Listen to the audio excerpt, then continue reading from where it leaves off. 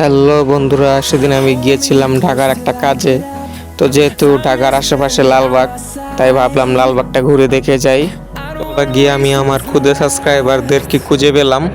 এরা নাকি আমার ভিডিও প্রতিদিনই দেখে, তাই বললাম তোমার এলাকায় এসেছি, তোমার পুরো লালবাগটা আমাকে একটু ঘুরে দেখাও। দেখেন ওই ঘোরা শুরু করছে, ওদের বাসা লালবাগেই। তো বললাম তোমাদের এলাকায় এসেছি, আমাকে লালবাগটা ঘুরিয়ে দেখাও।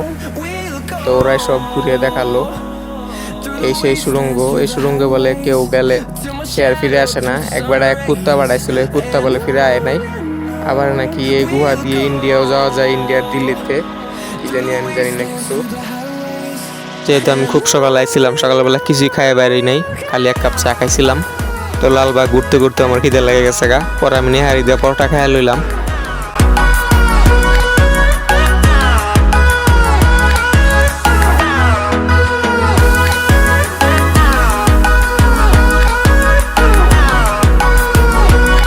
এই যে দেখেন লালবাগের ভিতরের ভিউ।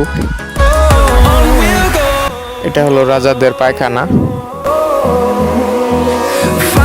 ওই সিঁড়িতে আমি উপরে যেতে নিছিলাম, পরে এক বেটাকে উপরে যাওয়া নিষেধ।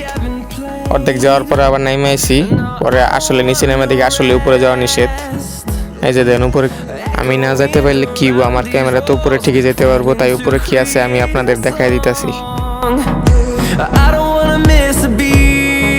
পুরান ঢাকার ঐতিহ্যবাহী খাবার নাকি বাকরখানি। তো আমি জিগাইলাম বাকরখানি কেজি কত, কয় 600 টাকা কেজি। পরে আমি চিন্তা করলাম এই টাকাতে আমি 6 প্লেট বিরিয়ানি খাইতে পারবো। পুরান ঢাকার বিরিয়ানিও বলে অনেক বিখ্যাত নাজিরা বাজারের। তো আমার ভিডিও দেখে কেউ আবার দৌড়ে ঢাকা যায় না বিরিয়ানি খাবার লেগা, কারণ এই বিরিয়ানি যদি একবার খান, আপনার বাসা বাড়ির বিয়া বাড়ির কোনো বিরিয়ানি আর আপনার মুখে স্বাদ লাগবো না। তাই বাসা বাড়ির বিরিয়ানি খান, হেনে যায় না। দেখছেন কি ভিড়, প্রচুর ভিড় এখানে, 12 মাসই ভিড় লেগে থাকে।